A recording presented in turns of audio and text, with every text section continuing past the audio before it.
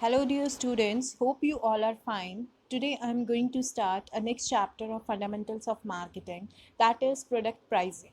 In this video lecture, we will be discussing about the meaning of pricing, objectives, importance, and what are the main pricing methods that are followed by the marketers while calculating the price of the product for a consumer. So, let's start with the first topic of this chapter, that is meaning of price and pricing. यहाँ पर हम दो terms को study करेंगे, price and pricing. Price का क्या मतलब होता है? Basically price is the exchange value of goods and services in terms of money. Simple terms में हम ये कह सकते हैं कि जो एक वस्तु का जो मूल्य होता है उसको हम प्राइस बोलते हैं, और we can say value of a product is called the price. जब भी एक बायर प्रोडक्ट खरीदता है सेलर से, तो वो उसको इन रिटर्न समथिंग पे करता है, ठीक है। तो वो जो एक्सचेंज में पे करता है उसको, जो हम कह सकते हैं कि जो उसकी वैल्यू होती है प्रोडक्ट की, जो एक सेलर बायर से मांगता है, that particular value is known as the price. अब बात करते हैं प्राइसिंग की। The pricing word should not be confuse with the price, क्योंकि प्राइसिंग क्या होता है? Pricing is basically an act of translating the value of product into the quantitative terms. मतलब कि हम ये कह सकते हैं कि एक कला है जिससे हम जो प्रोडक्ट की जो मूल्य है उसको क्वांटिटेटिव टर्म्स में, मतलब मॉनेटरी टर्म्स में ट्रांसलेट करते हैं। तो उस मेथड को बोला जाता है प्राइसिंग, ठीक है। And this pricing is done by the marketing manager when he will decide the price of the product. He will decide before that product is introduced in the market, और we can say that जब भी वो consumer को एक तरीके से cell के regarding offer करे, तो उससे पहले वो उस प्रोडक्ट का प्राइस जो है वो डिटरमाइन कर ले। Now the next topic is importance of price in marketing mix. Price एक इम्पॉर्टेंट एलिमेंट है मार्केटिंग मिक्स का। जो सभी अदर पीस हैं like product, place and promotion, they are cost for the company, ठीक है। लेकिन प्राइस एक ऐसा एलिमेंट है जो रिवेन्यू जनरेट करता है फर्म के लिए। So we can say that कि मार्केटिंग नहीं हो सकती विदाउट प्राइसिंग, ठीक है। तो प्राइस एक इम्पॉर्टेंट रोल प्ले करता है for both the seller as well as buyer in the market place, क्योंकि ओनली अगर जब बायर और सेलर जो है एक प्राइस पे एग्री करेंगे तो हम गुड्स एंड सर्विसेज का एक्सचेंज जो है वो कर सकते हैं, या एक्सचेंज जो है तभी पॉसिबल हो सकता है। तो हम ये कह सकते हैं कि जो प्राइस स्ट्रक्चर है फर्म का, वो एक मेजर डिटर्मिनेंट होता है किसी भी फर्म की सक्सेस में। So here are some points which highlight the importance of price in marketing mix. So first one is means of allocating resources. किसी भी इकोनॉमिक सिस्टम में प्राइस जो है वो एक इम्पॉर्टेंट रोल प्ले करता है। अब प्राइस जो है वो रेवेन्यू जनरेट करता है, as I already told you in the starting कि प्राइस एक ऐसा एलिमेंट है जिससे रेवेन्यू जनरेट होती है, ठीक है। क्योंकि कभी भी कोई वस्तु खरीदी या बेची जाती है तो उससे जो रिटर्न मिलता है, तो वो हमें फ़ायदा ही पहुंचाता है, वो हमारा प्रॉफिट ही माना जाता है, और प्रॉफिट को हम कई जगह पर लगाते हैं, ठीक है।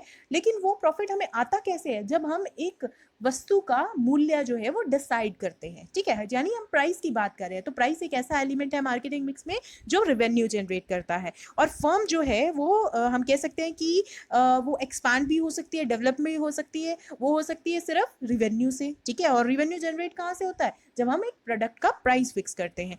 तो अब यहाँ पर इकोनॉमी में various factor of production use होते हैं, जैसे कि हम कह सकते हैं कि लैंड, लेबर, कैपिटल। तो अगर जितना ज़्यादा रिवेन्यू जनरेट होगा तो उतना ज़्यादा हम in different factor of production पे पैसा लगा पाएंगे, यानी हम वेरियस रिसोर्सेज को परचेज कर पाएंगे। तो एक प्राइस ही एक ऐसा प्राइम मूवर है एक इकोनॉमी का, या हम कह सकते हैं जो इकोनॉमी के व्हील्स होते हैं। इकोनॉमी जो है हमारी पुश होती है, वो सिर्फ किसकी वजह से होती है?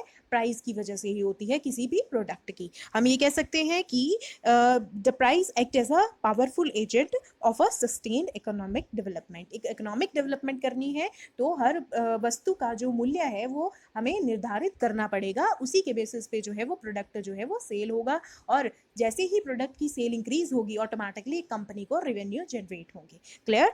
सेकेंड पॉइंट आता है प्राइस रेगुलेट डिमांड। अब प्राइस जो है उसका इन्वर्स रिलेशनशिप होता है विद द डिमांड। अब प्राइस इंक्रीज होता है तो डिमांड क्या हो जाती है? डिक्रीज हो जाती है। अब प्राइस को जैसे ही हम किसी प्रोडक्ट के रिड्यूस करते हैं तो डिमांड क्या हो जाती है? इंक्रीज हो जाती है। So there is a inverse relationship between the price and demand. तो हम ये कह सकते हैं, बट समटाइम्स जो हायर प्राइस भी है वो हमें हेल्प करता है कि हम ज़्यादा से ज़्यादा हम एडवर्टाइजिंग पर पैसा लगाएं, क्योंकि अगर हम पैसा एडवर्टाइजिंग पर लगाएंगे तो उससे उसकी वजह से क्या होगा, एक तरीके से लोगों में अवेयरनेस क्रिएट करेंगे कि हमारे प्रोडक्ट के ये फ़ायदे हैं, तो उससे क्या होगा, जो डिमांड है वो क्या हो जाएगी, ऑटोमेटिकली इंक्रीज हो जाएगी। तो हम ये कह सकते हैं कि जो पी है यानी प्राइस की बात हो रही है यहाँ पे, तो प्राइस एक स्ट्रॉन्गेस्ट, ग्रेटेस्ट पी है out of 4 P's of the marketing mix. Is it clear? Next point आता है, price is a competitive weapon. अब प्राइस जो है एक कॉम्पिटिटिव वेपन की तौर पे यूज़ किया जाता है। Any company whether it is selling high और मीडियम और low price goods will have to decide कि उसके प्राइजेस जो हैं वो इक्वल होंगे, अबव होंगे या बिलो होंगे टू दैट ऑफ कॉम्पिटिटर्स। तो एक बेसिक पॉलिसी जो है इशू रहता ही है जो हमारे पूरे मार्केटिंग प्रोसेस को अफेक्ट करता है। तो इट्स बेटर कि हम कॉम्पिटिटर्स को जो है एनालाइज करें और साथ ही साथ अपने प्राइस को भी फिक्स करें according to the actions of the competitors, क्योंकि आपको compete करना है मार्केट में, और कॉम्पिटिटर किस तरीके की पॉलिसी या स्ट्रैटेजी यूज कर रहा है, कौन सा मैथड यूज कर रहा है, you have to follow that. Okay, next fourth point आता है डिटर्मिनेंट ऑफ प्रॉफिटेबिलिटी। अब अभी मैंने बोला कि जैसे ही प्राइस इंक्रीज या डिक्रीज होता है तो अल्टीमेटली जो प्रॉफिट्स हैं वो भी क्या हो जाते हैं, इंक्रीज या डिक्रीज हो जाते हैं।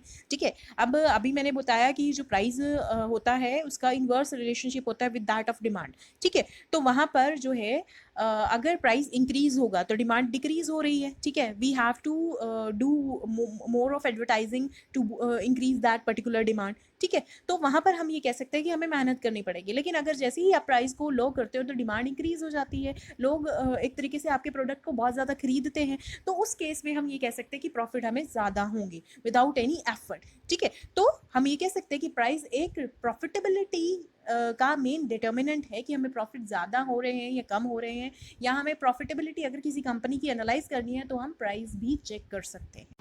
नेक्स्ट पॉइंट आता है इंपॉर्टेंस फॉर कंज्यूमर। प्राइस एक इंपॉर्टेंट एलिमेंट होता है in meeting that consumer demands. अब अगर हम बात करें हर एक कंज्यूमर की, तो वो हर एक प्रोडक्ट जो भी वो इच्छा रखता है वो नहीं परचेज कर पाता है। ठीक है, अब ये तो नहीं है कि अब मार्केट में जाएगा उसको ये पसंद भी आया, वो प्रोडक्ट भी पसंद आया, थर्ड प्रोडक्ट भी पसंद आया, तो वो अपने डिज़ायर के अकॉर्डिंग या अपनी कंजप्शन पैटर्न के अकॉर्डिंग या अपनी मनी जो उसके पास है उसके अकॉर्डिंग देखेगा कि वो तीनों प्रोडक्ट में से कौन सा प्रोडक्ट परचेज करेगा। तो कहीं ना कहीं हम ये कह सकते हैं he faces the problem of allocating his limited resources among various alternatives. ठीक है, अल्टरनेटिव उसके पास 3 प्रोडक्ट हैं, अब वो देखेगा कि उसकी नीड जो है या उसकी जो उसके पास जो पैसा है वो कहाँ पर स्पेंड करेगा, क्लियर, किस प्रोडक्ट में स्पेंड करेगा। तो प्राइस मैकेनिज्म हेल्प करता है कंज्यूमर को to help him in making these allocation decisions. ठीक है, नेक्स्ट लास्ट पॉइंट आता है other advantage. Beside the above benefits, price के कुछ और भी बेनिफिट्स हैं, जैसे कि एक प्राइस जो है एक पावरफुल फोर्स है in attracting the attention of the buyers and increasing the sales. मतलब हम ये कह सकते हैं कि अगर जैसे ही प्राइस रिड्यूस हो तो डिमांड इंक्रीज होती है। ठीक है, तो एक तरीके से लोगों में एक अवेयरनेस क्रिएट हो जाती है कि प्राइस उस प्रोडक्ट का लो गया है तो हम खरीदते हैं। ठीक है, इससे क्या होगी, सेल बूस्ट होगी। अगर इन केस प्राइस भी जो है वो बहुत ज़्यादा हाई है तो एडवर्टाइजिंग का इस्तेमाल किया जा सकता है लोगों को अवेयर करने के लिए कि किस तरीके से उनका प्रोडक्ट जो है, हाईली प्राइस प्रोडक्ट जो है वो उनकी जो नीड्स हैं, वॉन्ट्स हैं, उनको सेटिस्फाई कर सकता है in the right way from that of the competitor products. Clear? And more over जो प्राइस है it is the most comparable attribute, क्योंकि जो क्वालिटी है प्रोडक्ट की वो इवेल्युएट नहीं की जा सकती बाय द इंस्पेक्शन। तो कंज्यूमर जो है क्वालिटी जज करते हैं with the help of price of the product, क्योंकि लोगों में ये धारणा बनी हुई है कि अगर प्राइस जो है हाई होता है प्रोडक्ट का यानी वो बहुत ही बढ़िया प्रोडक्ट होता है, लो प्राइस प्रोडक्ट हमेशा इन्फीरियर होता है। लोगों के मन में ये धारणा बनी हुई है, तो हम ये कह सकते हैं कि यहाँ पर वो जो क्वालिटी है कंज्यूमर जज करते हैं with the help of price of the product. तो हम कह सकते हैं कि प्राइस एक कंपैरेबल एट्रीब्यूट है। इसके अलावा प्रमोशन और एडवर्टीजमेंट जो है प्रोडक्ट की वो डिपेंड करती है प्राइस पर ही। ठीक है, एंड मोर ओवर जो प्रोडक्ट्स हैं वो डिफ्रेंशिएट भी किए जा सकते हैं एक दूसरे से। अगर हम बात करें कॉम्पिटिटर्स की, तो कॉम्पिटिटर से अगर अपने प्रोडक्ट को अपने डिफ्रेंशिएट करना है तो आप प्राइस की हेल्प से भी कर सकते हो। Clear? So these are the other advantages of the price, importance of the price in the marketing mix. From the above fact, it is easily understood that the price is very important attribute, and moreover जो price है product का वो कहीं ना कहीं manufacturers को, middlemen को, consumer को, society को कहीं ना कहीं affect करता ही है. So we can say that जब भी price fix किया जाए तो आपको पता ही है price क्या है, dynamic होते हैं, and it becomes necessary to make changes in it according to the time and circumstances. तो हम ये कह सकते हैं कि जो प्राइस डिसीजंस हैं वो कहीं ना कहीं मार्केटिंग मिक्स स्ट्रैटेजी को बहुत ज़्यादा अफेक्ट करते हैं. उनमें थोड़ा सा भी चेंज जो है प्राइस मार्केटिंग स्ट्रैटेजी को अफेक्ट करेगा, मतलब पूरे हमारे मार्केटिंग प्लान को अफेक्ट करेगा. तो इट्स बेटर कि हमें बेस्ट प्लान ही चूज किया जाए. Clear? After considering all the importance of the marketing mix, next हमारा टॉपिक आता है pricing objectives. Pricing objectives are basically the basis जिसकी हेल्प से फर्दर जो फर्म है वो प्राइसिंग पॉलिसी, स्ट्रैटेजीज, एक्चुअल जो प्राइजेस होते हैं प्रोडक्ट के, ये काम जो है वो आसानी से कर सकती है. तो ये ज़रूरी हो जाता है एक मार्केटर के लिए कि वो वही ऑब्जेक्टिव्स फिक्स करे that should be consistent and compatible with the internal as well as the external environment. So here are some pricing objectives. First of all, first one आता है प्राइस स्टेबिलिटी.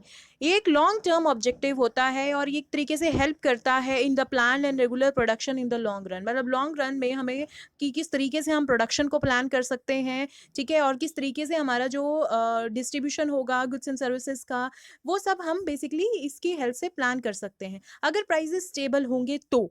ठीक है. So in order to stabilize the price, जो manufacturers होते हैं they follow the price of resale price maintenance by their dealers. मतलब dealers ये strategy use करते हैं सो दैट कि जो प्राइजेस हैं वो स्टेबल बने रहें. Second one is target rate of return method. ये एक कॉमन ऑब्जेक्टिव होता है well establish and reputed firms का कि वो एक सर्टेन रेट ऑफ रिटर्न जो है ऑन द इन्वेस्टमेंट फिक्स कर देते हैं, और जो प्राइस फिक्स होते हैं प्रोडक्ट के वो इस रेट ऑफ रिटर्न को ध्यान में रखकर किए जाते हैं. अब यहाँ पर एक फॉर्मूला यूज़ किया जाता है प्राइस एक तरीके से पर यूनिट निकालने के लिए विद द हेल्प, मतलब एक तरीके से with the help of target rate of return on investment एक जो परसेंटेज है वो फिक्स किया जाता है, तो उसकी हेल्प से प्राइसेस कैलकुलेट किए जाते हैं पर यूनिट प्राइसेस. तो यहाँ पर यूनिट प्राइसेस को निकालने का फॉर्मूला होता है target sales amount divided by sales volume. जब हम टारगेट सेल्स अमाउंट की बात करते हैं तो अब ये किस तरीके से आएगा ये अमाउंट. अब जब टोटल कॉस्ट जो होता है उसमें अगर हम रेट ऑफ रिटर्न जो है उसका परसेंटेज ऐड कर दें, ठीक है, तो हमारे पास टारगेट सेल्स अमाउंट आ जाएगी. और उस टारगेट सेल्स अमाउंट को अगर हम सेल्स वॉल्यूम में, यानी अगर हमारे पास यूनिट्स दिए हुए हैं 10,000 यूनिट्स दिए हुए हैं at the rate of 100 per unit, ठीक है, इस तरीके से दिए हुए हैं, तो 10,000 यूनिट जो सेल्स वॉल्यूम होगी उसको उससे हम डिवाइड कर देंगे तो हमारे पास प्राइस पर यूनिट आ जाएगा. नेक्स्ट थर्ड आता है हमारा प्रॉफिट मैक्सिमाइजेशन. अब प्रॉफिट मैक्सिमाइजेशन जो है वो एक लॉन्ग टर्म ऑब्जेक्टिव होता है हर ऑर्गेनाइजेशन का. अब एक मैन्युफैक्चरर जो है वो अपने प्रॉफिट्स को मैक्सिमाइज कैसे करता है, बाय प्राइसिंग वेरियस प्रोडक्ट्स. ठीक है, मतलब कि उन प्रोडक्ट्स का लो प्राइस फिक्स करके, या हम कह सकते हैं कि कस्टमर को अट्रैक्ट करने के लिए वो स्टार्टिंग में लो प्राइस फिक्स कर देता है. अगर एक बार वो उस फर्म का जो है नाम हो गया एक बार मार्केट में, तो उसके बाद वो हाई प्राइस भी चार्ज कर सकता है क्योंकि उसके अल्टीमेटली लॉयल कस्टमर बन जाते हैं. ठीक है, तो यहाँ पर मैन्युफैक्चरर जो है प्राइजेस में प्राइजेस को कट करते हैं, उनको रिड्यूस करते हैं ताकि वो ज़्यादा से ज़्यादा कस्टमर की अटेंशन को ग्रैब कर सकें. तो इस तरीके से ये सब हेल्प करता है इन boosting the demand of the other products also, जिससे जो प्रॉफिट्स हैं वो मैक्सिमाइज ज़्यादा से ज़्यादा हों.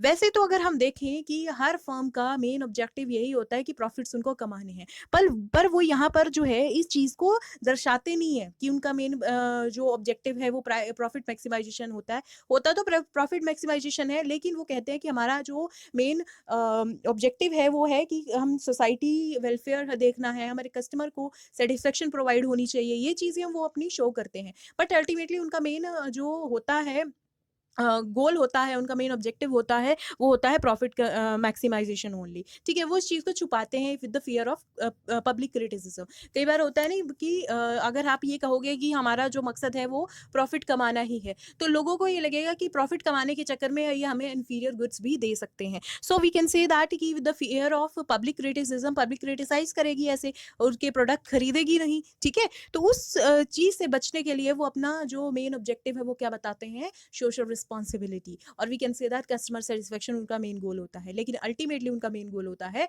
प्रॉफिट कमाना, और प्रॉफिट कमाया जा सकता है, ठीक है। अगर आप प्रोडक्ट के प्राइस पर ध्यान ना देके नॉन प्राइस फैक्टर्स पर ध्यान दें, जैसे advertising, promotion, quality of goods, इन चीज़ों पर ध्यान दें, तो ऑटोमेटिकली आपकी सेल्स जो है इंक्रीज होगी। अगर सेल्स इंक्रीज होगी तो प्रॉफिट कमाने से किसी भी कंपनी को कोई नहीं रोक सकता। नेक्स्ट पॉइंट आता है कैश रिकवरी। अब यहाँ पर जो प्राइसिंग ऑब्जेक्टिव होना चाहिए हर फर्म का, वो होना चाहिए कि वो एनकरेज करे कैश सेल्स को इंस्टेड ऑफ क्रेडिट सेल्स। वैसे तो कैश सेल्स और क्रेडिट सेल्स के लिए अलग अलग पॉलिसीज बनानी चाहिए, लेकिन यहाँ पर जो प्राइस है प्रोडक्ट का वो कंज्यूमर को मोटिवेट करे कि वो कैश में ही पे करे। यहाँ तक कि हम ये कह सकते हैं कि जो कैश और क्रेडिट प्राइसेस हैं वो डिटरमाइन तो अलग तरीके से करनी चाहिए, ठीक है। उनकी जो भी डिटर्मिनेशन होती है कि कैश प्राइस क्या रहेगा, क्रेडिट प्राइस क्या रहेगा, ठीक है। But we can say that कि जो प्राइसेस है प्रोडक्ट का वो एक तरीके से मोटिवेट करे हमारे कस्टमर को कि वो कैश में ही पे करे। अब apart from this for cash cell जो प्राइसेस है वो कम रखने चाहिए, और क्रेडिट सेल के लिए प्राइसेस ज़्यादा रखने चाहिए, क्योंकि क्रेडिट सेल में हमारे पास जो है हम एक तरीके से डेटर्स क्रिएट करते हैं अपने लिए, ठीक है। उनसे फिर पैसा लेने में बहुत दिक्कतें आती हैं, तो इट्स बेटर कि जो प्राइसेस हैं उनको एक तरीके से हम कह सकें कि लो रखा जाए, जिससे कैश सेल्स ज़्यादा से ज़्यादा हो, क्रेडिट सेल कम होनी चाहिए। नेक्स्ट है सर्वाइवल।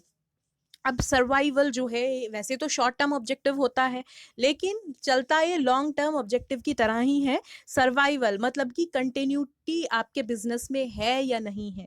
स्टार्टिंग में हर फर्म जो है वो ये देखती है कि किस तरीके से वो मार्केट में सर्वाइव कर सकती है। अगर एक बार वो सर्वाइव कर गई तो आने वाले टाइम में उसको सक्सेसफुल बनने से कोई नहीं रोक सकता, ठीक है। हर एक ऑर्गेनाइजेशन जो है ये चाहती है कि स्टार्टिंग में वो प्राइजेस जो है वो कम करे, जिससे जो है वो ज़्यादा से ज़्यादा मार्केट शेयर को एक्वायर कर सके। अगर उसकी इमेज जो है बहुत ज़्यादा इंप्रूव हो गई विद इन दैट टाइम, ठीक है, तो आने वाले टाइम में अगर इम्प्रूव इमेज के साथ अगर वो प्राइजेस भी प्रोडक्ट्स के हाई कर देती है तो लोग फिर भी उसको बाय करेंगे। क्लियर।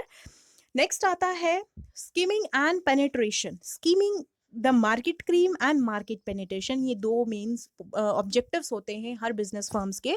अब स्कीमिंग द मार्केट में क्या होता है कि जो मेन ऑब्जेक्टिव होता है हर ऑर्गेनाइजेशन का, वो होना चाहिए कि किस तरीके से वो मार्केट की जो क्रीम है उसको जल्दी से जल्दी अपना कर ले, मतलब जितने ज़्यादा वो प्रॉफिट कमा सकता है, क्योंकि कंपटीटर अभी आया नहीं है। तो अगर वो प्रोडक्ट के प्राइसेस भी हाई फिक्स कर दे तो कंपटीटर तो है नहीं, कंपटीटर के केस में ही उसको प्राइस तो रिड्यूस करने पड़ेंगे, तो कंपटीटर तो है नहीं। तो यहाँ पर अगर वो प्राइसेस जो है प्रोडक्ट के वो हाई भी कर दे और उसकी क्वालिटी जो है प्रोडक्ट्स की वो बहुत अच्छी है और लोग बाय भी कर रहे हैं, तो इट्स बेटर कि कंपटीटर के आने से पहले हमें सारी क्रीम जो है मार्केट की यानी प्रॉफिट जो है वो अटेन कर लेने चाहिए, वो कमा लेने चाहिए। क्लियर। सेकेंड स्ट्रैटेजी आती है मार्केट पेनिट्रेशन स्ट्रैटेजी।